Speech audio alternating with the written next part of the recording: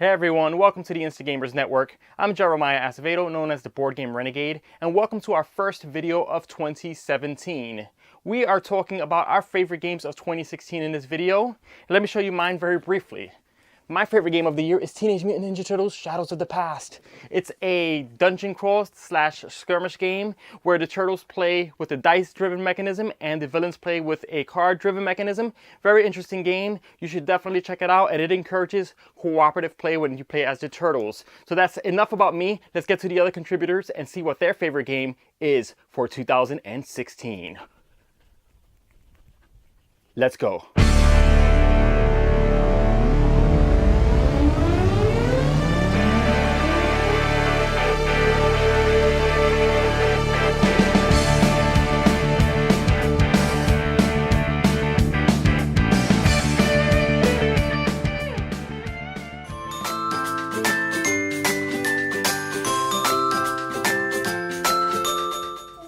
Best game of 2016. Best games of 2016. What games have you got? This one and this one. Oh, this one and this one. So you've got and you've got Leo Needs a Haircut, and I have got Cottage Garden and Pandemic Iberia because they're the only two games that I could find in my collection that actually released in 2016. So with the cat goes in the pantry, and the idea is to cover the food with the mice before the cat catches the mice at the end. So if you're looking for a good kids game, we would have to say is a good one. What about this one? So Leo is this guy here, and what is he? He's a tiger. He's a tiger. He's a lion. He's a lion. Yeah. And to get to the barber, you play these paw cards because he's wandering through the jungle. And whatever number you play, you count that amount of tiles. And whatever number is how long his paw's there. So this one's good. He knows he needs a haircut. He's got a 0. That's fine. He'd be stuck there for an hour chatting to the zebra. Try and remember where the pieces were and then get back. It's a pretty cool game. It's cool for adults. It's cool for adults. Adults and kids, yeah. We've played it together, haven't we? So cool. You like that one? Yeah, it is so cool. This is my video game. This is your game of the year? Yeah. 2016? Yeah, 2016. Leo needs a haircut. Leo needs a haircut. I think I'll do one of mine now. I've been playing a lot of Cottage Garden, which is a little bit patchwork-like. That's a good game, you can see. If you haven't played this yet, I highly recommend it. It's definitely my game of 2016, along with this one. Hey, look at his hair. It is out of control. His hair is out of control. Are we going to talk about this one now? You've not played this one, have you? I think when you're bigger, you'll play this one. This is Pandemic Iberia, and I will preface this by saying Pandemic's my favourite game. I own all the Pandemic games. I love that one. You love this one even though you've not played it? No. You just take my word for it, folks. I just don't need to be a big person.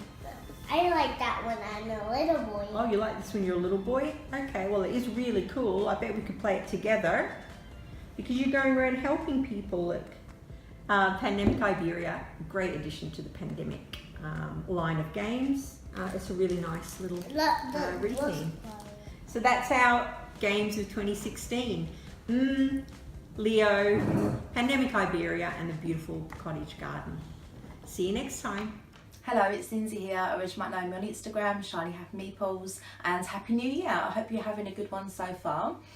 So for this episode, it was quite difficult for me to think of one of my favourite games of 2016 because I played lots and I played quite a lot of new releases, and I actually ended up picking the same one as to the other Insta gamers.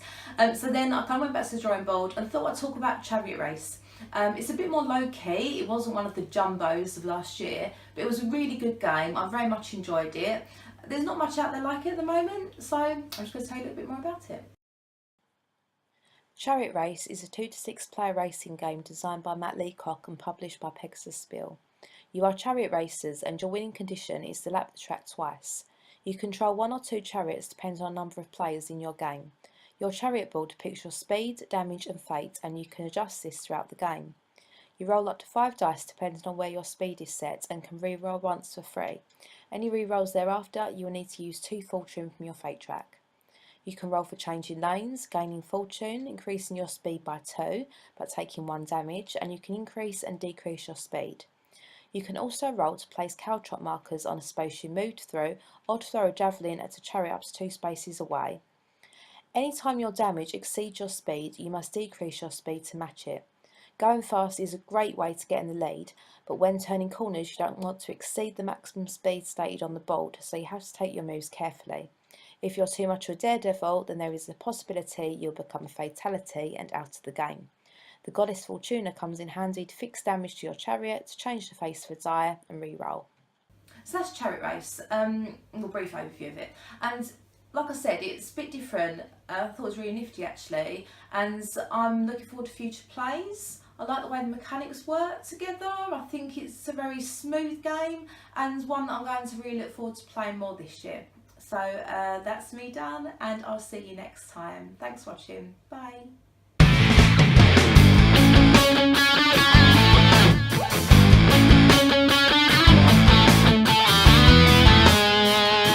Hey folks, Chubby Meeple here, back for another exciting episode of the Instagamers Network. This week we are talking about our game of 2016. Some of us may overlap, some of us won't. We'll just have to see what happens in this video from myself and from the other contributors. My pick for the game of 2016, though, comes from Stronghold Games, and that is Terraforming Mars. This is an excellent game to play. Plays up to 5 players, about an hour and a half to 2 hours. A good solid game, a good way to spend some solid time. I also really enjoy the solo component of this game. Let's go to the table. Let's take a look. I'll give you kind of a brief overview of how it works. Not going to dive into the rules or anything like that, but we'll take a look at how the game plays and the object of the game, and then we'll come back here and I'll tell you exactly why this is my game of 2016. Terraforming Mars is a semi-cooperative yet competitive game that plays from 1 to 5 players and will play in about an hour and a half to 2 hours depending on the competitiveness and how long it takes to terraform the planet. Now I say it's semi-cooperative because all of the players are working together to meet the 3 end game conditions. They're trying to raise the temperature from negative 30 degrees up to a positive 8. You're trying to raise the oxygen level from 0% to 14% oxygen, and then you need to place all 9 of these ocean tiles on the planet as well. Once those 3 conditions are met, the game ends, and the person with the most points is the winner. Terraforming Mars. Excellent little game. I mentioned briefly in the video it being a semi-cooperative endeavor. I really enjoy that aspect of it. You're competing against all of the other players to earn the most victory points, but what I like about it is you have to work together to meet those 3 in-game conditions. Get the temperature up, get the oxygen level up, and get all the ocean tiles placed out on the board. I really enjoy the fact that you're working together, yet you're still against each other. One of my other favorite aspects of the game is the declaration of the milestones and the awards, the different ways that you can score some additional points at the end of the game. I like the fact that only 3 people can declare for awards, and only 3 of the 5 milestones can be claimed. So you really have to strike a balance between, do I want to go ahead and declare this milestone and pay for it, claim this milestone now, spend my action on my turn, because it does cost $8 for each of those milestones. You know, I've got my terraform rating to $35. Do I spend my $8 and claim that there, or do I wait? But if you wait, someone, 3 of the 5 may get claimed. You won't be able to claim it. You won't score those points. On the flip side of that's the awards. With the awards, you're declaring, you have to claim that I believe I'm going to have the most money, or the most cities, or the most science cards that have been played out on the table. You have to declare that in order to have a shot at earning those points. But once you declare that, of course, now it becomes a competition, because now the other players know that you think you've got more money, or you think you're going to play more science cards, so they can come in, and even though you've paid to activate that award, you've paid $8, $14, or even $20 to activate that award, you may see no points from it because someone else may swoop in and take that award from you. So I really like that aspect of the game as well. The artwork artwork on the cards, kind of a mixed bag for me. I like some of the artwork, some of it's photography, some of it's hand drawn. It's a little bit interesting to have a mix of that and not go fully one way or the other. But I understand why they did it, because some of the things on the cards are things that don't necessarily exist. These days will be hard to photograph. I absolutely love the fact that the cards make sense. If you crash an asteroid into the planet, it's going to raise the temperature and destroy some plant life. That makes sense to me. There are aspects of crashing those ice asteroids into the planet to add some ocean tiles and raise the temperature and again destroy plant life or hurt some other kind of production. I really like that aspect. I like the fact that the cards make sense from a scientific standpoint. I also really enjoy the fact that in order to play certain cards, you have to meet certain minimum conditions. The oxygen level has to get to a certain level before you can bring out microbes or other animals or anything along those lines. As you place greenery tiles on the planet and put greenery spaces out there on Mars, the oxygen level goes up. It makes sense. You're putting more plants on the planet that produce oxygen. So I really like how they've taken the effort and put the time in to make everything thematically accurate in terms of the science behind the cards. I definitely recommend, if you've not picked up Terraforming Mars, check this one out. Even if you don't have a group that would sit and play it, it's got a fantastic solo mode. You've got 14 generations to completely terraform the planet and meet those 3 end game conditions on your own, and working to score the most points as you're doing that. So check out Terraforming Mars. Hopefully it will start coming back in stock. I know right now it's a little tough to find, but if you can get your hands on it, grab it, get it to the table, and play it, because it's a fantastic game. And we'll see you in 2 weeks back here on the Insta Gamers Network. I'm the Chubby Meeple. Keep gaming, everyone. Hi everybody, Chumbo Gamer here, and welcome back to 2017 from the Insta Gamers Network. Today we're going to be looking back at our favourite game of 2016. What a crazy decision I had to make here, because there were so many stellar games come out through the year. However, the game I'm going to actually discuss with you today is a game that was printed first on 2010, but it was reprinted in 2016, so it's made the cut on a technicality. And the game I'm talking about is Trois. Trois is a dice placement game, and it plays from 2 to 4 players. It scales well between all player counts. In fact, it's a brilliant 2-player game. It's set in the Champagne region of medieval France, and the art really captures that well, from the box art right through to all the art in the game. At the beginning of the game, much like Lords of Waterdeep, everybody will be given like a hidden identity card, a hidden noble card, and it will outline what's important to you with regard to scoring at the end of the game and what you should be shooting for. But what is really cool about Trois is everybody will be scoring off each other's secret identity cards at the end. Okay, and here's the board itself. And the board is actually separated into 3 main domains represented by colour. The white area here is a religious domain, and it is also identified with its cathedral. The red is the military area of the board, and it has a palace. And the yellow area is the civil area, and it has a town hall. At the beginning of the game, you get given a number of meeples depending on how many players that are playing, and these represent the citizens in your colour. In turn order, starting at the start player, and then in reverse turn order after that, you get to decide where you're going to place your meeples in one of each of the 3 domains. One of the things I love about Trois is it is so damn replayable. I mean, there is just so much choice. These are all around 1 cards you get to choose from. At the beginning of the game, you're just randomly using 1. So all these go back in the box. So every game, every setup for every domain and colour will be totally different. The game is played over 6 rounds, and whoever has the most victory points at the end wins. The game timer is based on these event cards, usually bad things that happen to you. As you can see, huge selection. Each round of the game is broken down into 5 phases. The first phase, phase 0, is just to reveal the activity cards on the board. So in each of the 3 domains, we just reveal each activity card. The next phase is the income and salaries phase, phase 1. So what we do there is we have a look at where our workers are, and for every worker we have in our church will cost 1 coin, and for every worker we have in our palace will cost 2 coins. The next phase, phase 2, is assembling our workforce. We get coloured dye which matches each of the areas on the board where we have workers. So for example, in this religious area here, I have 2 workers, so I will get 2 white dice. Next step is to roll them, and then put them over in your territory of the board. The next phase is our events phase. We always have a generic constant event which is ongoing throughout the game, and that is maraudering. But then we also draw one of our 6 events cards. In this case we also have the threat of brigands, and it also requires us to draw a yellow events card. And in this case we have wolves attacking as well. Each of these event cards has 3 black dice shown on them, representing that we need 3 black dice to roll. Oh, 3 6s, you're kidding.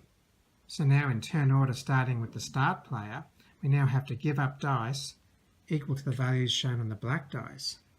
So I think I will choose a value of 6 here to defeat that black dice, discarding the lot of them.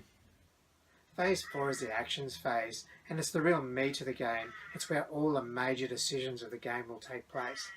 During the actions phase, I can choose to pay $5 to place one of my citizens on the card, and this will allow me to activate this card now. Another really interesting mechanic which sets this game apart from other dice placement games is not only can you use your dice, but you can use your opponent's dice as well. You can buy your opponent's dice to use on your turn by just paying them 2 coins. They can't say no, they have to let the transaction happen. Another action I can take is to help build a cathedral. I use this by using my white dice and placing it on the cathedral construction.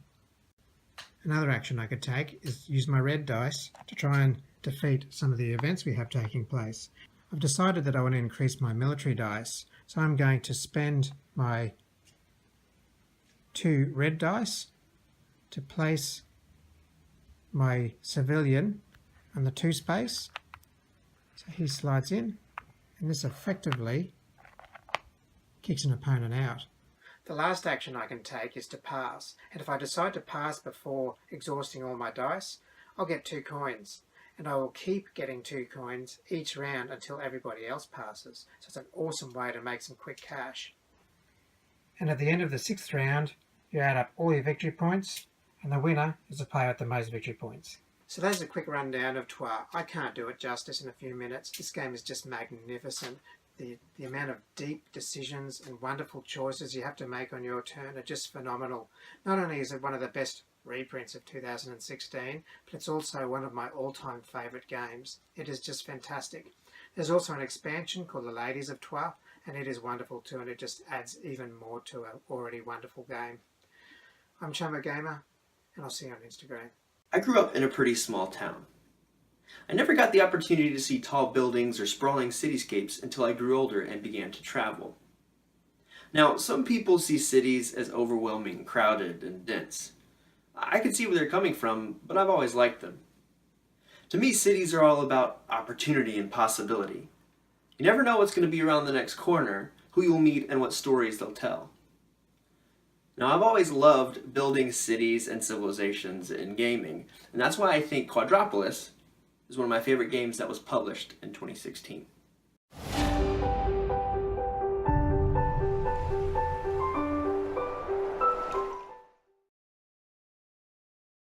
Each player builds their very own city in Quadropple ASST. They are doing so, however, while competing with one another for the shops, parks, public services, and other structures to be placed in them.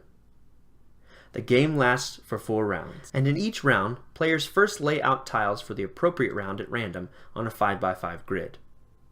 Each player has 4 architects numbered 1 through 4, and on a turn, a player places an architect next to a row or column in the grid, and then claims the tile that's as far in as the number of the architect place. Imagine if that's how it worked in real life. You're just hanging out at your architecture firm, you get a job, you walk down the block, and that's the building you get. Mine. Be kind of weird. Players then place that tile in the appropriately numbered row or column on the player's 4x4 city board. This city's built on a grid, not rock and roll. They then claim any resources associated with the tile, whether it's inhabitants, energy, or victory points. Most buildings require resources to be activated and score victory points. In that case, a small icon is visible in the bottom right-hand corner of the building. To activate a building, simply put the required resource on it. The number of resources required to activate a building is independent from its height. Regardless of its number of floors, the building will always require the resources indicated on its top floor. When a player takes a tile, a figure is placed in this now empty space, and the next player cannot place an architect in the same row or column where this tile was located. Also, you can't place one architect on top of another, so each placement cuts off play options for you and everyone else later in the round. You never know what each player will do, so you have to be flexible. After all players have placed all 4 architects, the round ends. All remaining tiles are moved, and the tiles for the next round are laid out. After you've finished all 4 rounds, the game ends. Players can then move their inhabitants and energy among the tiles at any point to see how they can maximize their score. They score for each type of 6 types of buildings depending on how well they build their city, and the player with the most points wins. Quadropple ASST is published by Days of Wonder, who have had a great track record in the last few years making quality games with great components. If you are interested in building cities and civilizations of your own, appreciate great components, then you should check out Quadropple ASST. Hello everyone, my name's Annette, and you might know me on social media as Netters Plays, and today I'm going to go over one of my favorite card games of 2016, and that is Capital Lux. Now, in Capital Lux, this game is a small little card game, however, the decisions within this game is so complex and very clever for every player to choose from. Now, what you're trying to do in this game is you're trying to balance between what's in the center of the table, the capital, and also what's in front of you, your hometown. One of the cool things that I really like about this game that is different than any other game I played is the drafting aspect. So you have a hand of cards that you're going to be drafting in the beginning of the game, and you're going to pick 2 cards at a time.